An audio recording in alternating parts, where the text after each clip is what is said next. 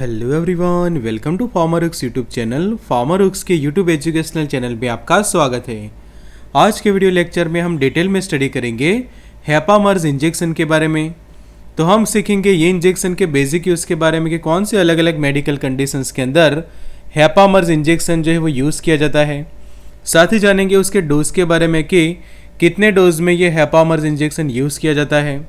साथ ही जानेंगे कि ये इंजेक्शन कैसे काम करता है, उसके side effect and warning and contraindications के बारे में सीखेंगे सरल भाषा में।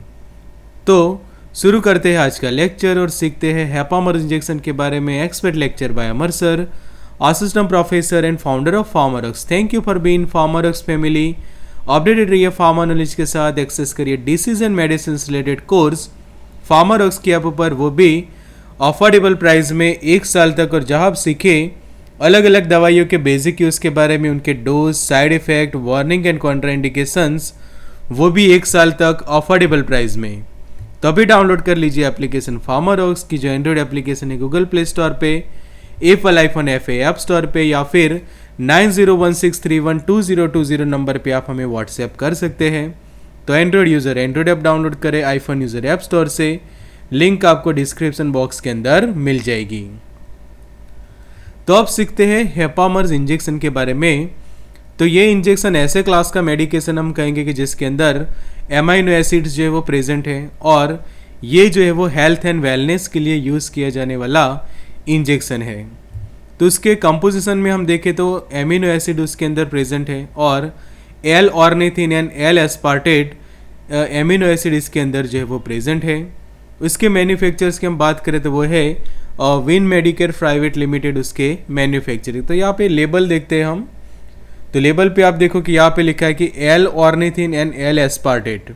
तो उसका ये इंजेक्शन है, इन्फ्यूज़न है, और ख़ास लिखा है कि infusion concentrate for IV slow drip infusion.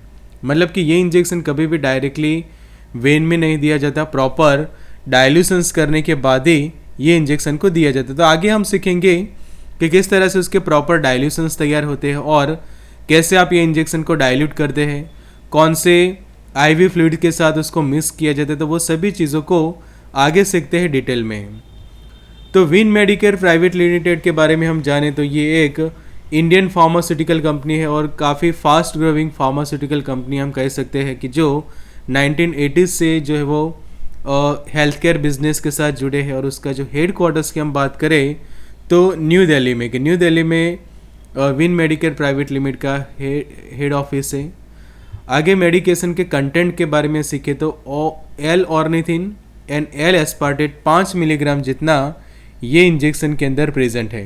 कि अगर आप ये इंजेक्शन पेशेंट को देते हैं तो उसके अंदर जो है वो मेडिकेशंस रहती है वो है 5 ग्राम, और वाटर फॉर इंजेक्शन रहेगा क्वांटिटी सफिशिएंट के तौर पे। तो टोटल जो कंटेंट तैयार होता है वो 10 ml जितना रहता है, और 10 ml के अंदर 5 ग्राम जितना ये मेडिकेशन उसके अंदर रहता है। तो एल ऑर्निथिन और एल एस्पार्टेट की जो हम बात करें तो ये केमिकल कैसे तैयार होता है। तो जो 2 एमिनो एसिड है, कि ऑर्निथिन नाम का जो एमिनो एसिड है और एस्पार्टिक एसिड, तो ये दोनों के कॉम्बिनेशन से L ornithine and L aspartate जो है वो तैयार होता है। और ये बेसिकली जो लीवर रिलेटेड जो प्रॉब्लम्स होते हैं उसको ट्रीट करने के लिए, जो लीवर डिसीजेस वगैरह होते हैं उसको ठीक करने के लिए, उसको ट्रीट करने के लिए ये मेडिकेशन यूज़ की जाती है। तो यहाँ पे उसकी लेबल स्टडी करें तो ईच 10 ml के अंदर लिखा है कि L ornithine and L aspartate का मिक्सचर रहेगा 5 ग्राम जितना। वाटर फॉर इंजेक्शन है क्वांटिटी सफिशेंट, मतलब कि 10 ml बनाने के लिए जो क्वांटिटी चाहिए उतना वाटर फॉर इंजेक्शन इसके लिए यूज़ किया जाए है। और प्रॉपर उसको स्टोर करना है आपको लाइट से प्रोटेक्ट करके, और टेम्परेचर जो है वो 30 डिग्री से ज़्यादा जो है वो नहीं होना चाहिए। और साथ ही खास मेडिकल प्रिस्क्रिप्शन के साथ या फिर जो मेडिकल सुपरविज़न के साथ ही ये इंजेक्शन को जो है वो यूज़ किया जाता है। उसके वर्किंग के बारे में समझे तो ये हैपामर्ज इंजेक्शन काम कैसे करता है। तो ये क्या करेगा, हमारे बॉडी के अंदर जो ऑर्निथिन एंड एस्पार्टिक एसिड का जो लेवल है वो इंक्रीज़ करवाता है। तो जो केमिकल है कि एल ऑर्निथिन और एल एस्पार्टेट हमारी बॉडी के अंदर जाके क्या करते हैं, ऑर्निथिन एंड एस्पार्टिक एसिड को जो है वो उनका लेवल हमारी बॉडी के अंदर इंक्रीज करते हैं, जिससे क्या करते हैं कि ये एमिनो एसिड जो टॉक्सिक केमिकल्स होते हैं उनको कम करने का काम करते हैं। कि ये जो एमिनो एसिड है वो हमारी बॉडी के अंदर जाके क्या करेंगे कि जो टॉक्सिक एलिमेंट्स होते हैं, टॉक्सिक केमिकल्स होते हैं, उनके लेवल को जो है वो कम करते हैं और उसमें स्पेशली जो एमोनिया होता है उसको हमारी बॉडी में से और हमारी ब्लड में से कम करने का काम करते हैं, कि जिससे क्या हो गया, एक टॉक्सिक एलिमेंट्स जो है वो हमारी बॉडी में से रिमूव होते हैं, रिड्यूस होते हैं, और इसी तरह से वो क्या करता है, हमारे लीवर को जो है वो प्रोटेक्ट करता है हार्मफुल केमिकल्स से। जितने भी हार्मफुल केमिकल्स हमारी बॉडी के अंदर तैयार होते हैं तो उनको रिड्यूस करने का काम करता है, और स्पेशली एमोनिया को कम करता है ब्लड में से, कि जिससे लीवर जो है वो प्रॉपर प्रोटेक्ट होता है। तो इस तरह से ये क्या करता है कि जो हमारा लीवर है उसकी हेल्दीनेस इंप्रूव करता है। लीवर की जो हेल्थ है वो इम्प्रूव करने में ये इंजेक्शन जो है वो काम करते थे। इस तरह से इसका वर्किंग रहता है।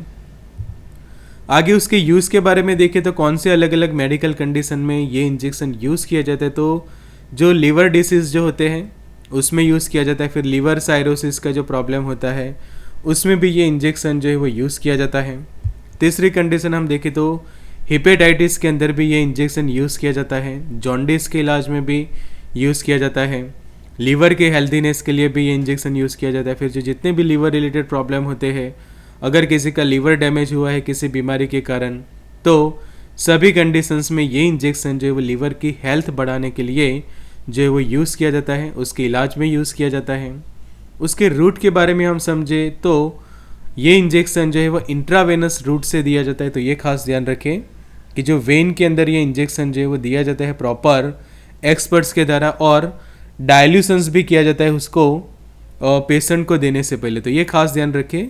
तो डायल्यूशंस कैसे किया जाता है और कौन से डायल्यूशंस फ्लूइड यहाँ पे यूज़ होते हैं वो हम जानते हैं। तो एक इसके अंदर NS यूज़ कर सकते हैं आप, जो नॉर्मल सलाइन हम कह सकते हैं कि सोडियम क्लोराइड का 0.9% जो सॉल्यूशन आता है कि जिसको नॉर्मल सलाइन हम कहते हैं, ये एक यूज़ किया जाता है। सेकंड, डेक्सट्रोज 5% यूज़ किया जाता है कि जो D5W जो हम कहते हैं, तो 5% डेक्सट्रोज इन स्टेराइल वाटर जो होता है D5W के साथ भी उसको डाइल्यूट किया जाता है। और तीसरा, आप RL के साथ भी उसको, कि जिसको रिंगर लैक्टेट जो हम कहते हैं या फिर लैक्टेटेड रिंगर सॉल्यूशन जो कहते हैं, उसके साथ भी उसको जो है वो डाइल्यूट किया जाता है। डाइल्यूशंस देखिए तो कैसे डाइल्यूशंस किया जाता है, तो वो आप यहाँ पे अच्छे से समझ लीजिए कि अगर आप समझो कि सिर्फ एक एम्प्यूल यूज़ करते हैं, कि ये वाला एक एम्प्यूल यूज़ कर रहे हैं, तो एक एम्प्यूल है तो उसके साथ 10 ml जितना मेडिकेशन रहेगा, कि हमें पता है कि एक एम्प्यूल के अंदर 10 ml जितना ये फ्लूइड रहता है। तो हेपामर्स इंजेक्शन हो गया 10 ml, तो उसके साथ डाइल्यूशन फ्लूइड आप यूज़ करोगे 490 ml के, जिससे टोटल जो है वो 500 ml हो जाए। तो ये खास ध्यान रखना है आपको कि 500 ml टोटल करने के लिए डाइल्यूशन फ्लूइड आप यूज़ करेंगे 490 ml। उसी तरह से समझे कि आप पेशेंट की कंडीशंस के अकॉर्डिंग टू 2 एम्प्यूल यूज़ कर रहे हैं, तो उसमें 20 ml जितना मेडिकेशन हो गया, तो डाइल्यूशन फ्लूइड आप यूज़ करेंगे फॉर 80 ml जितना, सो जिससे टोटल 500 ml तैयार हो जाए। इसी तरह से अगर आप 30 ml यूज़ करते तो 470 ml जितना डाइल्यूशन फ्लूइड यूज़ करें। 40 ml है तो 460 ml, 50 है तो 450 एंड 60 ml है तो 440 ml जितना आप डाइल्यूशन फ्लूइड यूज़ करते हैं। तो ज़्यादा से ज़्यादा जो है वो मैक्सिमम 6 एम्प्यूल जो है वो मिक्स की जाती है। तो ज़्यादा से ज़्यादा 60 ml जितना ये आपका हेपामर्स रहेगा और 440 ml जितना ये डाइल्यूशन फ्लूइड। तो उससे ज़्यादा डाइल्यूशन नहीं किया जाता, ज़्यादा से ज़्यादा मैक्सिमम आप 6 ही एम्प्यूल जो है वो मिक्स करते हैं ये डाइल्यूशन सॉल्यूशन डाइल्यूशन फ्लूइड के साथ। तो इस तरह से टोटल 500 ml किया जाता है। डोज के बारे में हम समझे तो जो रिकमेंडेड डोज है वो है कि 4 एम्प्यूल जो है वो आप डेली पेशेंट को दे सकते हैं। तो अगर आप यहाँ पे उसके डाइल्यूशंस को मैं आपको समझा दूँ तो 4 एम्प्यूल मतलब हो गया 40 ml जितना, तो डाइल्यूशंस आप करेंगे उसके साथ और 460 ml जितना जो है वो डाइल्यूशन करेंगे, कि जिससे टोटल 500 ml जितना इन्फ्यूज़न जो है वो तैयार हो जाए, कि जो डाइल्यूटेड फॉर्म में रहेगा। और ये पेशेंट को स्लोली दिया जाता है, स्लोली IV ड्रिप से दिया जाता है।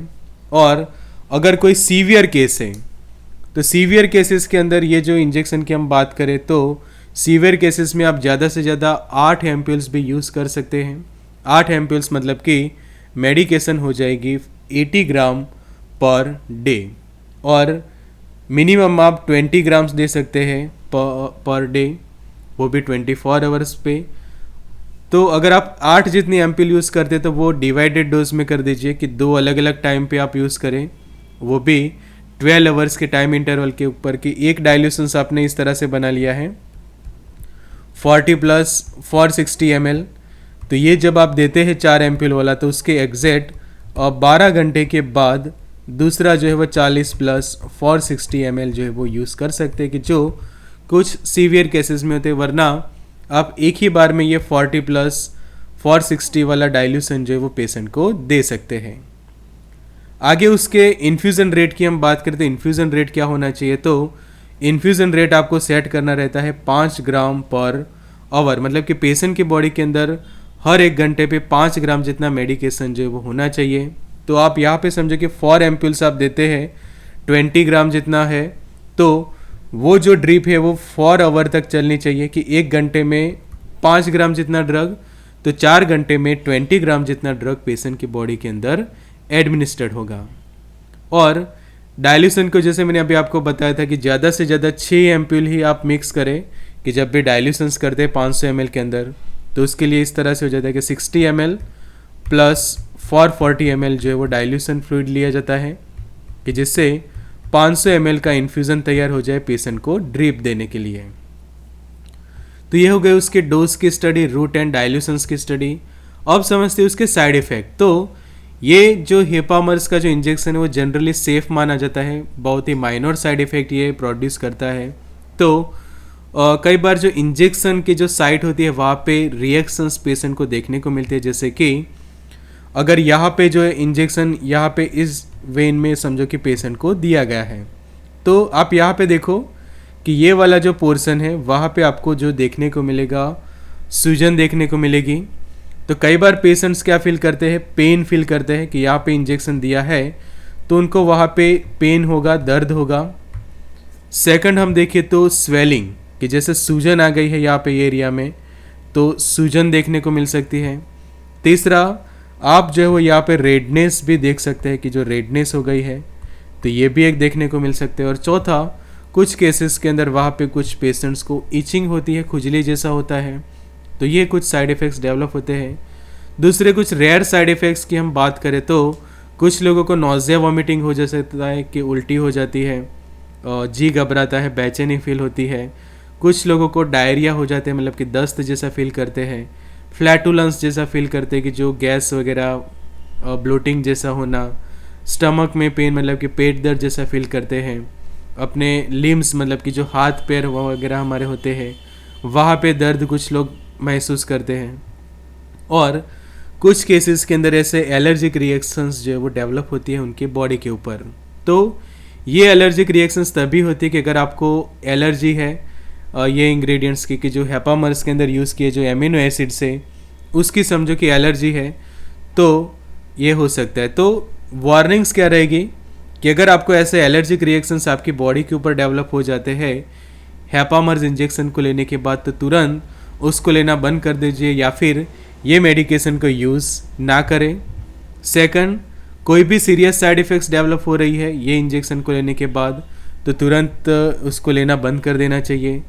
तीसरा हम देखें तो आपको एलर्जी की हिस्ट्री है, कि आप पेशेंट काउंसलिंग के दौरान डॉक्टर या फिर फार्मासिस्ट को ज़रूर बताएं कि आपकी मेडिकल हिस्ट्री रही है एल ऑर्निथिन या फिर एल एस्पार्टेट जो कॉम्बिनेशन है उसकी। एंड ऐसे पेशेंट की जो रीनल फेलियर वाले हैं या फिर रीनल एम्पायरमेंट मतलब कि जिनकी किडनीज वगैरह जो है वो अच्छे से काम नहीं कर रही, किडनी रिलेटेड प्रॉब्लम वाले जो पेशेंट है, तो उनको प्रॉपर प्रिकॉशंस के साथ ही ये इंजेक्शन लगाया जाता है।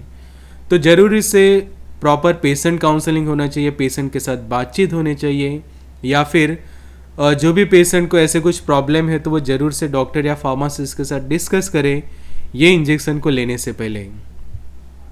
प्रेगनेंसी के दौरान हम बात करें तो ये इंजेक्शन को यूज़ नहीं किया जाता, रिकमेंडेड नहीं किया जाता प्रेगनेंसी के दौरान। तो ये खास आप ध्यान रखें कि अगर आप प्रेग्नेंट है या फिर ब्रेस्ट फीडिंग पीरियड में है तो ये इंजेक्शन को कभी भी यूज़ ना करें और हमेशा प्रेगनेंसी के दौरान उसको अवॉइड करें। सेफ साइड पे रहिए और प्रेगनेंसी के दौरान उसको यूज़ ना करें।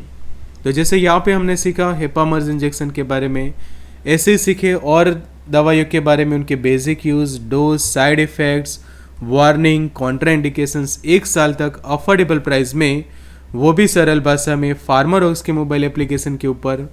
तो जो एंड्रॉयड यूज़र है वो एंड्रॉयड ऐप डाउनलोड कर लीजिए, आईफोन यूज़र ऐप स्टोर से डाउनलोड कर सकते हैं, लिंक आपको डिस्क्रिप्शन बॉक्स में मिल जाएंगी, या फिर 9016312020 नंबर पे आप हमें व्हाट्सएप कर सकते हैं। +91 जो है वो हमारा कंट्री कोड रहेगा।